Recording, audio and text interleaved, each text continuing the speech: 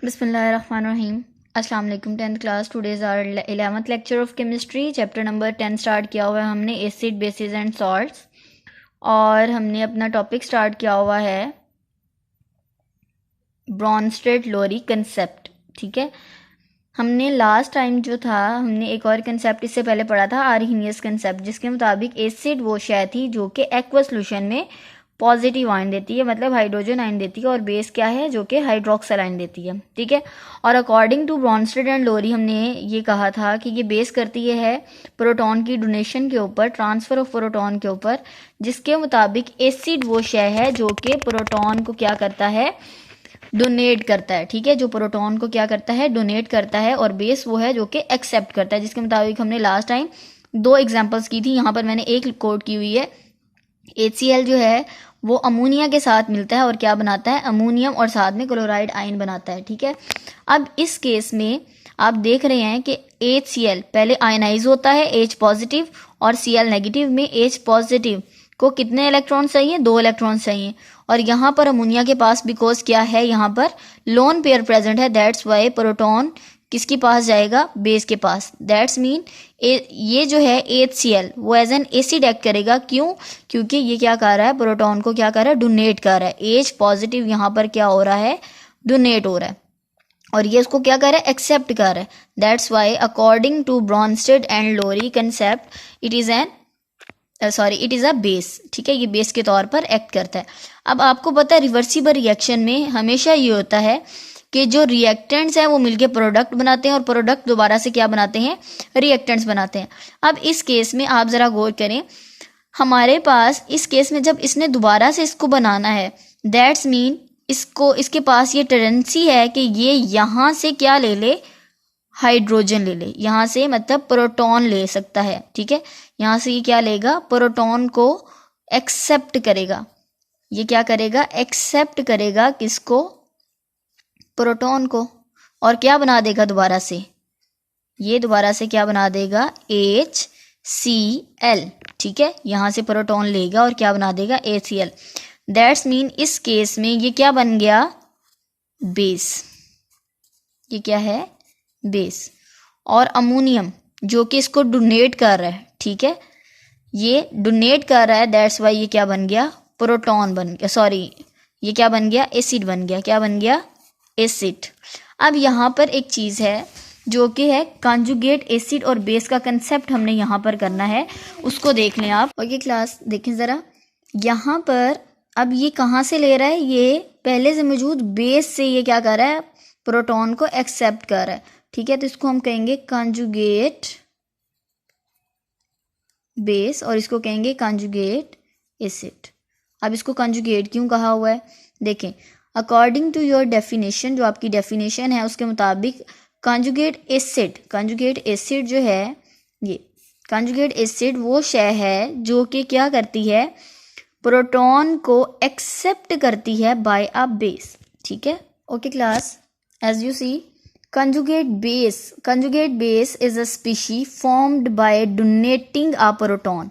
Base जो है वो आपको पता है क्या करती है, प्रोटॉन को क्या करती है, एक्सेप्ट करती है। लेकिन कॉन्जुगेट बेस जो है वो रिवर्स है। ठीक है, कॉन्जुगेट बेस जो है वो रिवर्स होती है। क्या है, ये क्या करती है, डोनेट आ प्रोटॉन को क्या करती है, डोनेट करती है। तो ये आपने याद रखना है।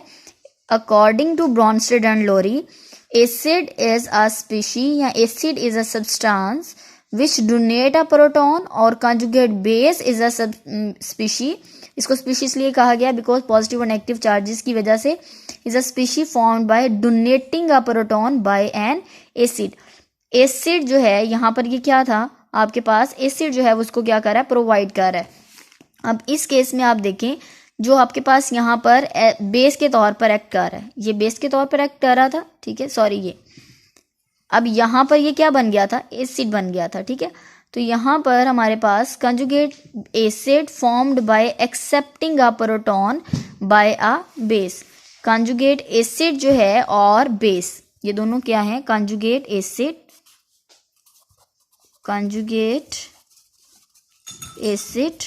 और बेस। कंजुगेट एसिड एक है और अलग से बेस।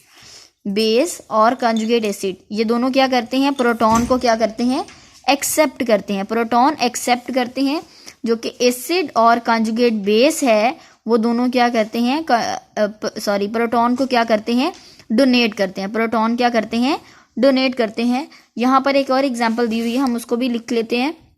देखें, CH3COOH which is an acid, ये क्या है, एसिड है, और एसिड जब रिएक्ट करता है विद वाटर। अब इस केस में देखें, आपको पता है कि जो हमारे पास एसिटिक एसिड होता है ये बहुत वीक एसिड होता है, ये बहुत जल्दी आयनाइज हो जाता है। जब ये आयनाइज होगा तो यहाँ पर दो चीज़ें बनेंगी, CH3COO नेगेटिव और साथ में H पॉजिटिव। ठीक है, अब ये देखें दोबारा से H पॉजिटिव और इसके पास क्या होते हैं, दो लोन पेयर्स प्रेजेंट होते हैं। तो एसिड से प्रोटॉन जो है वो किसके पास जाएगा, वाटर के पास। ठीक है, अब इस केस में जो हमारे पास ये बिकॉज प्रोटॉन डोनेट कर रहा है that's why it is N acid, और ये एक्सेप्ट कर रहा है, ये क्या बनेगा, बेस बन जाएगी। ठीक है, रिवर्सिबल रिएक्शन है, क्या बनेगा, हाइड्रोनियम आयन बन जाएगा और साथ में CH3COO नेगेटिव। अब यहाँ पर देखें, अब यहाँ पर हमारे पास ये जो हमारे पास पॉजिटिव आयन है, इसके पास ये सलाहियत है कि ये प्रोटॉन को क्या कर सके, डोनेट कर सके। अब इस केस में ये क्या है, एक स्पीशी है, आयन है। ठीक है, तो ये वो स्पीशी है जो कि प्रोटॉन को डोनेट करने की सलाहियत रखती है। ठीक है, प्रोटॉन को डोनेट करने की सलाहियत रखती है, that's why we can say it is an conjugate acid. ये क्या है, कंजुगेट एसिड, मतलब एसिड की तरह है ना, कि ये प्रोटॉन को क्या करती है, डोनेट करने की सलाहियत रखती है। लेकिन अब ये बनी कैसे थी, ये बेस से बनी थी, बाय अ बेस। ठीक है, और दूसरी तरफ अगर आप देखें तो हमारे पास ये, इसके पास सलाहियत है कि ये जो प्रोटॉन है उसको क्या कर सके, एक्सेप्ट कर सके। ठीक है, दैट्स मीन ये वो स्पीशी है जो कि प्रोटॉन को क्या कर सकती है, एक्सेप्ट कर सकती है। और एज यू नो, जो प्रोटॉन को एक्सेप्ट करने की सलाहियत रखती है उसको क्या कहते हैं, बेस कहते हैं। ठीक है, जो इसको उसको क्या कहते हैं, बेस। क्योंकि ये अब बेस की तरह है, इस वजह से हम इसको क्या कहते हैं, कंजुगेट बेस। ठीक है, थोड़ा सा इसके बारे में जितनी भी यहाँ पर आपके पास एग्जांपल्स हैं उनके बारे में जितनी ज़्यादा आप प्रैक्टिस करेंगे तो अच्छे से आपको ये समझ आ जाएगी। दोबारा देखें, एसिड वो शय है जो कि प्रोटॉन को डोनेट करती है, और उसी तरह कंजुगेट बेस जो है, ठीक है, कंजुगेट बेस वो क्या है, वो भी क्या करती है, प्रोटॉन को डोनेट करती है। इसी तरह जो बेस है वो प्रोटॉन को एक्सेप्ट करती है, और कंजुगेट एसिड भी क्या करता है, प्रोटॉन को एक्सेप्ट करता है। इसके बारे में एग्जांपल्स थी। अच्छा, उसके बाद एक और आपके पास यहाँ पर पॉइंट है, एम्फोटेरिक।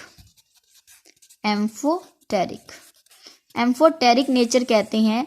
एम्फोटेरिक का मतलब होता है वो सब्सटेंस जो कि बिहेव करता है एज एन एसिड और बेस। ठीक है, which behave as an acid as well as base.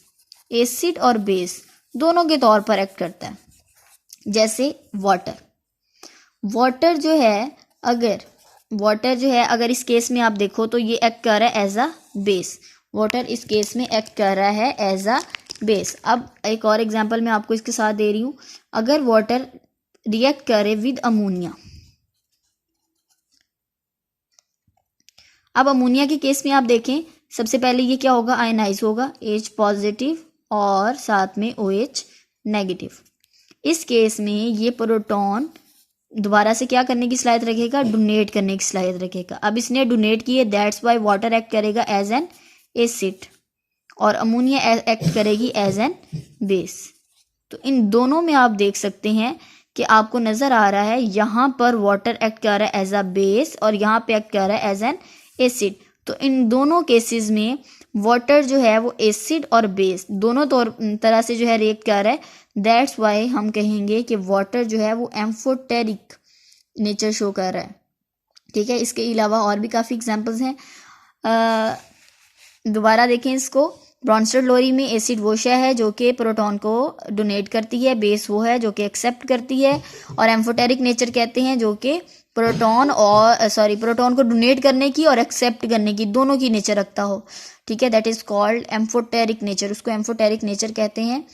इंशाल्लाह नेक्स्ट टॉपिक में हम लोग इसकी लिमिटेशंस करेंगे और उसके बाद हम लोग लिविस कंसेप्ट जो कि बहुत ज़्यादा यूज़ होने वाला है। अभी तक तो ये तीनों मिलके ही चल रहे हैं, ठीक है। ओके जी, wish you best of luck, अल्लाह हाफिज़।